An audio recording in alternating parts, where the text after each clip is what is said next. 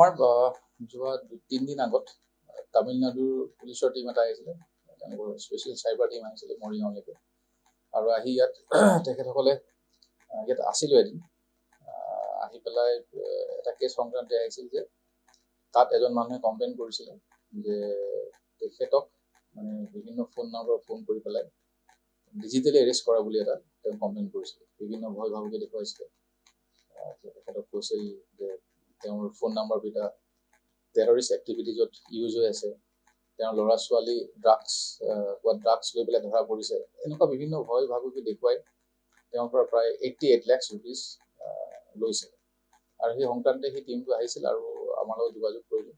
আমি গোটেই কথাখিনি চালি মাৰি চাই আমি দেখিলোঁ যে ICICI বেংকত এটা একাউণ্ট আছিলে, এইটো হৰ্ষি হেল্থ কেয়াৰ প্ৰাইভেট লিমিটেড, আৰু সেই একাউণ্টটোত প্ৰায় 3,88 লাখ 3,88 লাখ টকা তাত হেৰি হৈছিলে, ট্ৰান্সফাৰ হৈছিলে বিভিন্ন মানুহৰ পৰা।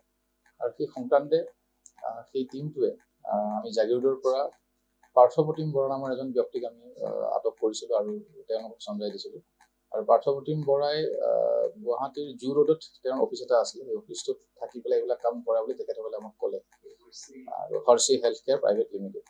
আৰু লৈ গ'ল তেওঁ ইয়াত অনাৰেবল কোৰ্টত প্ৰডিউচ কৰিবলৈ লৈ গ'ল। কিন্তু মই এটা কথা সুধিছোঁ যে তাৰ আগতেই আমি মৰিগাঁও পুলিচে আপোনালোকে চবেই জানে লাহৰীঘাটত তেনেকুৱা এটা একাউণ্ট আমি জব্দ কৰিছিলোঁ, য'ত 1,17 লাখ টকা আমি ফ্ৰিজ কৰিবলৈ সক্ষম হৈছিলোঁ। আৰু ইতিমধ্যে আমি গোটেই একাউণ্টটো এনালাইচিছ কৰি পেলাই তাত দেখিলোঁ যে বিশেষকৈ অন্ধ্ৰপ্ৰদেশৰ কেইবাগৰাকীও ব্যক্তিৰ পৰা খুব ৰিনাউণ্ড ডক্টৰ আছে, আমি কথা পাতিও আছোঁ। আৰু তেখেতসকলক আমি তাত লোকেল পুলিচ ষ্টেচন আৰু লোকেল চাইবাৰ চেলত আমি কমপ্লেইন দিব কৈছোঁ যে তেনেকৈ ডিজিটেলি এৰেষ্ট হোৱা বুলি কৈ বহুত পইচা দিছে, মোৰ দেন 1 crore ৰুপিজ এই একাউণ্টত দিছে। চ' এইটো অনাৰেবল কোৰ্টৰ জৰিয়তে তেখেতসকলে পইচাখিনি ঘূৰাই পাবৰ কাৰণে চেষ্টা কৰি আছে, আৰু আমি যিমানখিনি পাৰিম হেল্প কৰি আছোঁ। এতিয়া কথাটো হ'ল, এই যিটো নতুন এটা চিনাৰিঅ' হৈছে ডিজিটেল এৰেষ্ট চবেই কৈ থাকে, ইয়াত বিভিন্ন মানুহৰ বিশেষ ব্যক্তিবিলাকক বিশেষ নাম্বাৰৰ পৰা ফোন কৰে। ফোন কৰি পেলাই প্ৰথমতে কয় যে আপোনাৰ নাম্বাৰটো টেৰৰিষ্ট এক্টিভিটিজত ইউজ হৈ আছে, গতিকে আপোনাৰ এগেইনষ্টত বিশেষকৈ মুম্বাই পুলিচৰ নামটো খুব লয়। মুম্বাই পুলিচত এটা কেছ ৰেজিষ্টাৰ হৈছে, আপুনি এনেকৈ আহিব লাগিব থানাত, আমাৰ ছিনিয়ৰ অফিচাৰে কথা পাতিব। আৰু কেতিয়াবা কয় যে আপোনাৰ ছোৱালী অমুকত পঢ়ি আছে, ছোৱালীজনী ড্ৰাগছ কেছত এনেকৈ আমি ধৰিছোঁ, তেওঁক যদি আমি ৰিলিজ কৰি দিব লগা হয় ইমানখিনি পইচা দিব লাগিব। কেতিয়াবা কাষ্টমছৰ পৰা ফোন কৰা বুলি কয় যে কাষ্টমছত এনেকৈ আহিছিলে, এটা পাৰ্চেল আহিছিল অমুকৰ নামত, ইয়াতো ড্ৰাগছ আছে। গতিকে বিভিন্ন ধৰণে ভয় ভাবুকি দিয়ে। আৰু যেতিয়া সেই মানুহজনে পটককৈ কৈ দিয়ে এজন মানুহ যে মোৰ একাউণ্টটো বা মোৰ ফোন নাম্বাৰটো টেৰৰিষ্ট এক্টিভিটিজত ইউজ হৈ আছে, আৰু তেওঁক কয় যে ভিডিঅ' কল কৰক আপুনি। আৰু ভিডিঅ' কল কৰাৰ লগে লগে কি কৰে, আপোনাৰ এই গোটেইখিনি ৰেকৰ্ড কৰি লয়, কৰি পেলাই পিছৰ পৰ্যায়ত এসপ্তাহমান পিছত আকৌ ফোন কৰি পেলাই এখন মৰ্ফ পিকচাৰ তেওঁ দি দিয়ে এই যিগৰাকী ভিক্টিম, যে আমি এইখন আপলোড কৰি দিম। তাৰপিছত ফেমিলি ডিটেইলছবিলাক লৈ পেলাই এতিয়া যিটো আমি অন্ধ্ৰপ্ৰদেশৰ যিগৰাকী ডক্টৰ, মই নামটো ক'ব খোজা নাই, যাৰ লগত আমাৰ এই কেছত ৰিলেটেড, তেওঁৰ লগত কথা পাতোঁতে এইকেইটা কথা ক'লে পিছত তেওঁৰ পৰিয়ালটোকো গোটেই ভয় ভাবুকি দিছিল। আৰু তাত এটা পুলিচৰ ছেটআপ দেখাই দিয়ে, তাত OC বহি থাকে, DSP ৰেংকৰ অফিচাৰ বহি থাকে উইথ ড্ৰেছ।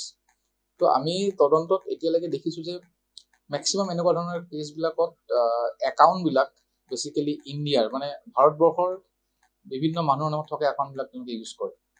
তেনেকৈ আমি মইৰাবাৰীৰ পাইছোঁ, লাহৰীঘাটৰ পাইছোঁ, জাগিৰোডৰ পালে সেইদিনাখন। আৰু এই গোটেই যিটো ছেটআপ সেইবিলাক বোধ কৰোঁ ইণ্ডিয়াৰ বাহিৰত, মই এতিয়ালৈ ক'ব নোৱাৰিম, ইণ্ডিয়াৰ বাহিৰত এই গোটেই ছেটআপটো থাকে।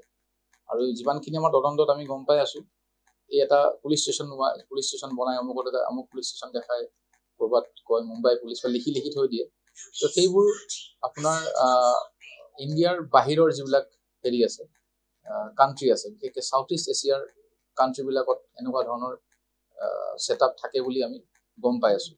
সেই ইনভেষ্টিগেশ্যন আৰু কৰি থাকিব লাগিব। গোটেই ফোনটো প্ৰথম ব্যৱহাৰ কৰে ফিচাৰ ফোন, মানে এই যে ফিচাৰ ফোনটো গম পায় আপোনালোকে, এই ফিচাৰ ফোন তেওঁলোকে ব্যৱহাৰ কৰে।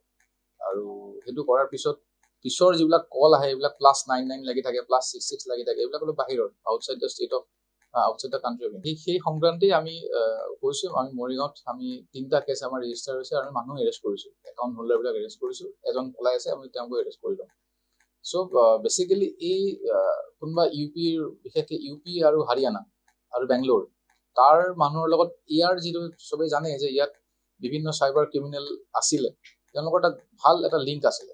চ' এতিয়া আগতে যেনেকৈ আইডেণ্টিটি থেফ্ট, যেনেকৈ বেলেগৰ পেন কাৰ্ড, বেলেগৰ আধাৰ কাৰ্ড ব্যৱহাৰ কৰি পেলাই এইবিলাক ক্ৰাইম কৰিছিলে, এতিয়া নতুন কনচেপ্টটো হৈছে যে একাউণ্ট নাম্বাৰবিলাক লাগে, আৰু চব একাউণ্ট টাইপছটো হ'ব লাগিব corporate account, non individual account.